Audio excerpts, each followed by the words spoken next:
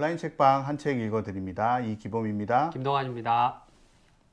네, 반갑습니다. 우리 두 번째 책, 신통방통 홈쇼핑이죠. 네, 이 책은 우리 중학년, 초등 네. 중학년부터 고학년 정도까지 읽을 수 있는 네. 동화입니다. 네,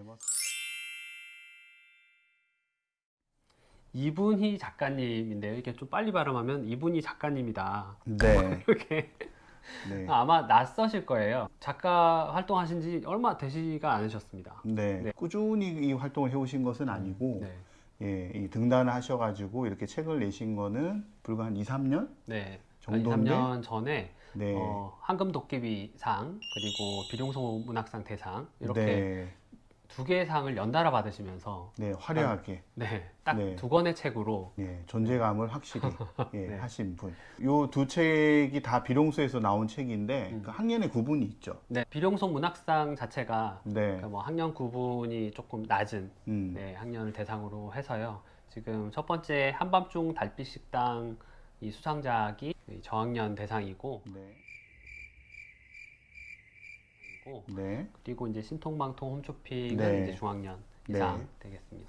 아주 어린 친구들 그리고 그 위에 친구들하고 다 대화와 호흡이 다 되시는 네. 분이라고 할 수 있고요. 저희도 글을 쓰는 사람이지만 글 잘 쓰시네 네, 맞습니다. 라는 생각이 딱 드는 네, 네. 내공이 팍팍 느껴지는 그런 네, 글입니다. 맞습니다. 근데 이분을 잘 볼 수는 없어요. 왜냐하면 이분의 작품들이 인정받고 사람들과 만나야 되는 딱 제일 중요한 시기에 그때 코로나가 지금 와버려가지고 약간 낯서실 수는 있어요. 사실 이번에 저희가 소개를 해드리는 뭐 앞서 말들이 사는 나라도 그렇고요. 이 책도 그렇고요. 이야기 어떤 흐름 속에 어느 순간 탁 묻혀버렸다는 생각이 들 만큼 굉장히 가독성이 좋다고 해야 되나? 그렇죠. 네. 저희 아이가 책을 굉장히 많이 읽는 편인데 네, 저희 아이 말에 의하면 네. 잘 읽히는 책이 잘 쓴 책이다. 그런 얘기를 하더라고요. 뭐 그건 진리죠. 네, 뭐. 저는 예. 처음에는 이제 이 아이가 가독성 이야기를 하는구나. 그러니까 네. 역시 아이들은 잘 읽혀야 뭐 좋은 책이라고 생각하는구나 이렇게 생각했는데 좀 더 얘기를 들어봤더니 잘 읽히려면 책 속에 들어있는 여러 가지 요소들, 뭐 이를테면 인물, 뭐 배경, 사건, 그리고 이제 여러 가지 뭐 세계관 네. 이런 것들이 굉장히 잘 맞물려 있어야 잘 네. 읽힌다는 거예요. 아, 그러니까 잘 읽힌다는 거는 그만큼 치밀하게 그런 요소들을 잘 배치를 했기 때문에 그러니까 네. 그런 분은 잘 쓰시는 작가님이다 이렇게 네. 얘기를 하더라고요. 줄거리를 간단하게 소개를 해주시죠. 뭐 네. 앞부분만 잠깐 얘기해 네. 주셨는데 뭐 줄거리에 앞서서 인물에 대한 소개가 좀 필요할 것 같은데요. 네네. 이 책에는 아주 이제 그 입체적인 인물들, 예, 네. 주인공과 친구들이 딱 나오고 무게를 잡아요. 물론 그 외에도 보면 이제 친구의 아버지 경찰 네네네. 서장도 나오고 네네. 할아버지도 나오고 아니면 이제 그 이야기 어떤 아주 이제 기묘한 이야기로 들어가는 홈쇼핑에 이제 뭐 무슨 방송하는 사람들도 나오지만 네네. 그리고 맨 마지막에 등장해요. 실제 모습이 도깨비도 나와요. 네. 그런데 실제 이야기를 끌어가는 건 내 친구입니다.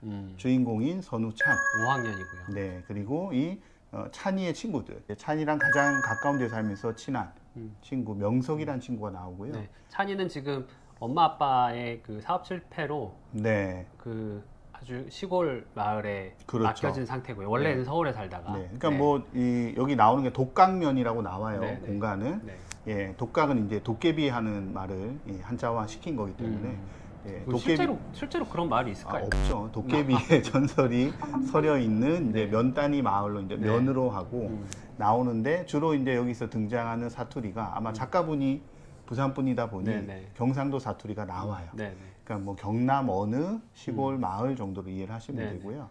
시골 네. 마을에 있는 그 엄마의 먼 친척 할아버지 집에 네. 맡겨지고 네. 당연히 이제 그러다 보니까 뭐 전학을 전학도 하게 되고, 오게 되고 네, 그래서 학교에서 전학 와서 만나는, 네. 만나게 된 친구들 네. 그래서 3명이 있죠. 예, 선우찬의 친구 좀 전에 말씀드린 명석이 이름은 명석인데 명석하지 실제로는 못한. 명석과는 조금 반대 여유 있으면서도 좀 느린 친구 정도의 느낌. 네. 네, 아무튼 명석이가 있고요. 그리고 또 한 명이 골목대장 같은 약간 저는 읽으면서 그 누구였죠? 나의 일그러진 영웅들에 나오는 석대? 예, 석대 같은 네. 느낌의 대성이라는 친구가 나와요. 네. 뭐 이름에서도 약간 느낌이 오는 네. 대성 아버지가 경찰인. 네, 자기가 이 학교의 일종의 착한 일진이라고 해야 되나? 네, 막 싸움을 벌이고 이런 건 아니지만 네. 덩치로서 자기 어떤 위치를 찾으려고 하는 친구가 하나 있고요. 그리고 이 대성이가 꼼짝 못하는 선생님의 딸 주영이라는 친구가 네, 나오고요. 네. 예, 그렇게 해서 요 네 명의 캐릭터가 티격태격하면서 이제 문제를 어떻게 해결해 나가는 형태인데 선우찬이 독강면으로 오게 되고 그리고 이곳에 왔는데 풀이 죽어 있으면서 학교 다니면서 친구들을 만나가지고 대성이는 서울에서 왔으니 밀리지 않으려고 이 아이를 압박을 하고 네. 명석이는 옆에서 도와주려고 하고 주영이는 예, 대성이가 함부로 나서지 못하도록 막아주는 역할. 그런데 정작 본인인 찬이는 그런 게 관심이 없어요. 떠나 있는 엄마와 그리고 아빠에 대한 예, 그리움들을 가진 채 있는 그런 모습인데 그렇죠. 이 아이가 마음을 열게 되는 어떤 과정이 특이하게도 할아버지 집에 있었던 TV가 갑자기 켜지면서 홈쇼핑이 등장을 하는데 네. 그 홈쇼핑에서 판매하는 이제 뭐 물건이라든지 또 실제로 택배 배달이 오기도 하거든요. 네. 이런 것들이 도깨비나 구미호와 같은 굉장히 독특한 우리 전래의 어떤 귀신들과 관련된 내용들인데 결국은 귀신이 핵심이 아니라 그 귀신들이 전해주는 물건으로 새로운 어떤 에피소드가 일어나고 문제를 풀어나가는. 네. 이 책은 제가 스포일러가 될 것 같아서 끝까지는 얘기는 안 맞습니다. 하겠습니다. 저도 이제 들으면서 네. 조마조마했습니다. 어디까지 말씀해 주시나요? 네, 어떤 물건이 오는지, 이 물건이 어떤 해결을 하는지, 네. 그거는 제가 말하지는 않겠습니다. 네. 네.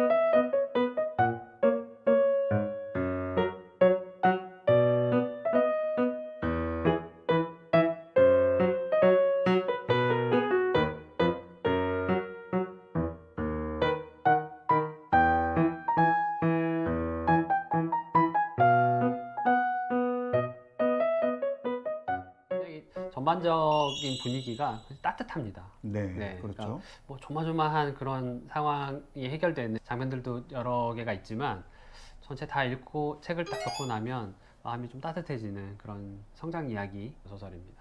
뭐 말씀해주신 대로 인물이 몇 명 나오지도 않는데 네. 그 적은 수의 인물을 가지고 네. 이런 복잡한 그 관계 이런 네. 것들을 만들어내는 솜씨가 정말 좀 대단하신 것 같아요. 저는 인물 각자의 어떤 캐릭터 역할이 확실한 현실과 어떤 그런 것들 잘 넘나드는 예, 그런 점들이 좀 전 돋보였어요. 네네. 일종의 그러니까 판타지가 이 작가의 세계관에 굉장히 잘 녹아 있습니다. 네. 제목에서 보셨다시피 홈쇼핑이 기본적인 설정인데요. 그 네. 채널을 이제 딱 틀었는데 네. 홈쇼핑 채널인데 다른 집에는 안 나와. 맞아요. 찬인의 그 할아버지 집에만 나오는 네. 그 채널에서 파는 물건들이 심상치가 않은 거죠. 네. 근데 이제 홈쇼핑이라고 하면 아이들이 좀 즉각적으로 이렇게 반응할 만한 그런 좀 소재인 것 같아요. 왜냐하면 홈쇼핑은 지르는 사람들이 주로 엄마지 그렇죠. 않습니까? 그리고 주로 아이들 물건은 많지는 않죠. 아, 그렇기도 뭐 하네요. 책이나 이런 게 있긴 한데 네네, 그렇기도 하네요. 예, 네. 단편적인 아이들이 원하는 물건이 나오지는 않죠. 네. 저 같은 경우는 홈쇼핑 채널이 나오면 바로 이제 그 다음 채널로 이렇게 막 넘기는데 네. 어쩌다가 거기에 이제 고정이 됐을 때 거기서 한 3분에서 5분 정도 그 채널에 잡혀 있다는 것은 사게 될 가능성이 굉장히 높아진다. 네, 아이들은 일단 경험하지 못하는 그런 좀 세계이기도 할 텐데 네. 왜냐하면 그 소비의 주체가 되긴 좀 멀었으니까. 네.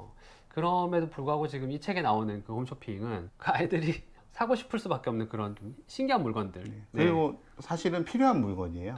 또 살 수 있는 거는 돈을 내는 게 아니죠. 맞습니다. 네, 뭘 내죠? 보면 돈 대신에 찬이네 할아버지네 지붕에 마구 떨어져 떨어지는. 내리고 있는 네. 도토리, 도토리. 네, 상수리 열매 네. 이런 것들을 네. 담아서 네. 마당 한가운데다가 놔두면 그 다음날 네. 이제 물건이 도착한다는 그런 네. 좀 신기한 설정입니다. 네, 근데 정작 도깨비랑 만나나요?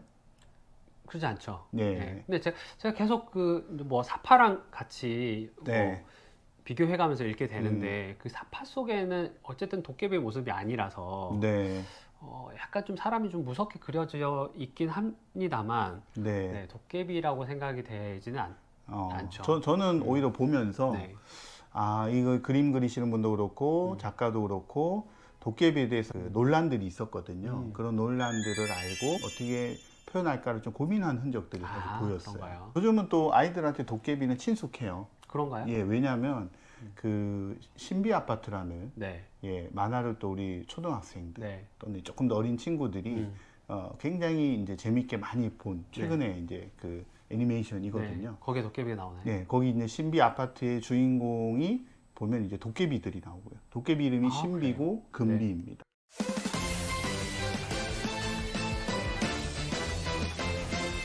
아, 그래서 신비 아파트인가요? 네. 우리 이제, 그 네. 민담이나 설화 중에도 도깨비들이 굉장히 많이 등장하지 않습니까? 네, 네, 그렇죠.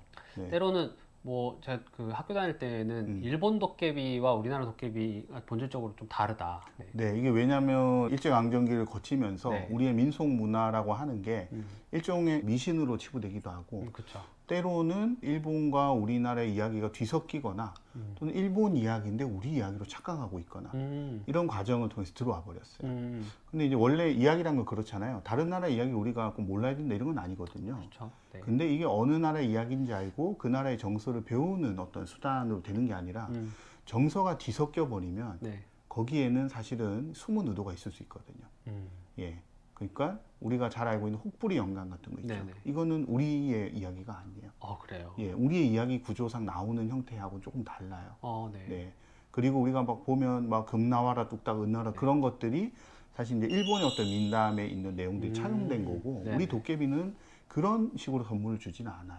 아니, 그럼 도깨비 네. 자체가 일본에서 왔다고 할 수는 없는 건가요? 그렇죠. 그거는 이제 도깨비는 인간과 친근한 형태의 하나의 이제 뭐 귀물 정도로 볼 수 있는데 우리나라 도깨비는 기본적으로 오래된 물건이 오래됐는데 그것을 돌보지 않을 때 그 물건이 사람처럼 변해서 아. 예, 사람들을 때로는 골탕 먹이기도 하고 예, 놀리기도 하고 겁을 주기도 하고 네. 예, 근데 이것들을 잘 슬기롭게 헤쳐나가면 예, 보답도 해주는 네. 예, 뭐 그런 정도거든요. 일본의 도깨비는 그것보다는 사실은 악귀에 가까워요. 예, 그래서 사람을 괴롭히거나 죽이거나 네, 또는 들고 있는 무기나 형상도 굉장히 무섭고요. 우리나라 도깨비는 그냥 더벅머리 총각 같은 약간 덩치는 크지만 그렇죠. 네. 뭔가 좀 순박하다거나 맞아요. 좀 어눌하기도 하고. 예, 그게 뭐냐면 이제 그 민족의 정서거든요. 우리가 이제 바라본 도깨비의 정서와 일본이 바라본 이제 표현은 다 도깨비라고 하지만 정서가 다른데 네네. 이게 임진왜란 때도 그랬고 그 후에도 들어오면 섞이면서 이제 도깨비가 일종의 우리나라에 좀 무서운 형상을 한 모습으로 형상이 바뀌었고요.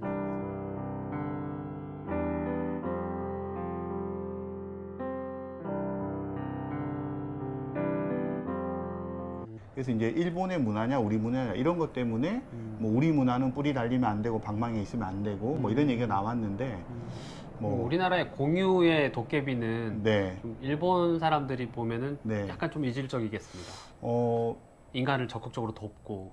그런데 일본만큼 다양한 형태의 귀신이 존재하는 나라도 없기 때문에 그런가요? 또 다른 의미에서 보자면 네. 재해석된 거죠. 이제 도깨비 어느 측면을 해석하느냐인데 네. 영원 불멸의 측면을 해석을 했고 그게 이제 공유라는 배우로 등장하다 보니 도깨비에 대한 어떤 이미지가 많이 바뀐 건 사실이죠. 네. 어쨌든 도깨비가 좀 중심 인물이긴 한데 한 번도 나오지는 않습니다. 네. 근데 이제 우리가 짐작하기로는 네. 아마 홈쇼핑 채널을 도깨비들이 운영하는. 그렇죠. 네, 아이와의 접점으로 만들어낸 거죠, 네, 도깨비가. 만약에 21세기 도깨비가 등장한다면 뭐 홈쇼핑을 운영할 수도 있겠다. 충분히 그런 상상을 네. 해볼 수 있는 그런 재밌는 설정입니다. 마지막에는 좀 감동스럽게 이렇게 끝나는 그런 한편의 성장 이야기인데 떠나는 이야기라기보다는 다시 돌아오는 이야기다. 네. 그리고 이제 찬이는 원래 이제 도시 아이인데 네네. 시골로 강제로 오게 되죠. 그렇죠. 네. 주로 시골 아이들이 도시 아이한테 영향을 받을 수도 있습니다. 그죠? 그렇죠. 네. 네. 그런데 이 책 같은 경우는 도시 아이가 시골 아이들에게 굉장히 큰 영향을 받는 네. 구조로 되어 있거든요. 뭐 일종의 개인주의와 공동체 네. 중심의 사회가 서로 이제 영향을 주고받는 네. 그런 모습이기도 하고요. 네, 뭐 치유라는 측면에서 보면 여전히 공동체가 가진 힘이라는 것을 생각해 볼 수 있는 그런 맞습니다. 측면도 사실 네. 익히기도 하고요. 그래서 뭐 별거 네. 아닌데 찬이가 보기에는 저건 내 생활 방식이 아닌데 싶으면서도 차츰 이제 그 아이들의 생활 방식에 물들어가고 작은 일이라도 같이 돕고 서로 나눠 먹고 도시에서는 참견처럼 이렇게 여겨질 법한 그런 일이 이제 시골에서는 이제 일상적으로 일어나는. 그렇죠. 거기에 네. 이제 변화가 되면서 가을이 되고 겨울이 되고 새로 봄이 올 때 찬이가 네. 있던 곳으로 돌아가게 되는데 그러면서 아이가 이제 한층 더 성장해 가는 그런 이야기를 네. 보여주고요. 홈쇼핑이 이제 여러 번 하거든요. 네네. 여러 번 하는데 이제 그 중에 하나가 이제 소원을 네, 맞습니다. 이뤄가는 건데, 네, 방망이. 네. 근데 보통 소원이라고 하면 내가 이루고 싶은 거잖아요. 그렇죠. 근데 그걸 좀 다르게 작가는 이야기를 해요. 네. 네. 그래서 서로에게 필요한 것들을 이루어지게 해달라고 하는 형태의 네, 소원인데 남의 소원 빌기 네. 방망이인 거죠. 근데 네. 결국은 서로가 다 알아요. 네. 이야기하진 않지만 음. 짐작하고 알 수 있는. 네. 그러니까 남을 위한 소원이 결국은 돌고 돌아서 나를 위한 소원으로 오기 때문에 아까 말씀드렸던 공동체성이라는 게 결국은 남을 위하는 듯하지만 네. 모두를 위한 것이다라는 것을 되게 잘 보여주는 네, 그런, 맞습니다. 예, 여기서 아이들이 빌었던 소원이 실제로 성취됐는지 네. 그렇지 못한지는 사실은 중요한 게 아니고 남의 소원을 빌어줄 수가 있는 사람인가 아닌가. 네, 맞아요. 이 부분을 굉장히 작가님 중요하게 쓰신 것 같고 그 부분을 직접 책을 네. 보면서 확인을 하시면 좋겠습니다. 네. 네. 사실 뭐 어떤 얘기를 다 떠나서 읽어보세요라는 얘기를 제일 하고 싶은 네. 책이고요. 그 작가의 글에도 맨 뒤에 나오지만 홈쇼핑이라는 걸 보면서 아파트를 팔고 차를 파는 걸 보면서 홈쇼핑의 끝은 어딘가 해서 네. 결국은 마음과 우리로 돌아온 거잖아요. 네, 네. 예, 이제 그런 면들을 같이 나누고 싶은 그런 책이라고 하겠습니다. 네, 아이와 함께 읽어보시고요. 네, 저희는 2부에서 좀 더 네. 실질적으로 도움이 되실 만한 이야기. 네, 네. 지금까지가 책의 내용과 인물을 중심으로 한 이야기를 나눠봤다면 2부에서는 이와 같이 좋은 책을 고르는 기준 그리고 또 저희 시기가 이제 또 연말이잖아요. 네. 이렇게 연말 연초가 되니 계획도 세우시고 할 텐데 독서와 관련해서 우리 작가들은 또 어떤 계획을 세우고 하는지 예, 아마 이제 참고하셔서 스스로의 계획에 팁이 되고 예, 하시면 좋을 것 같아서 그 이야기까지 아울러서 한번 해보도록 하겠습니다. 네, 감사합니다. 네, 고맙습니다.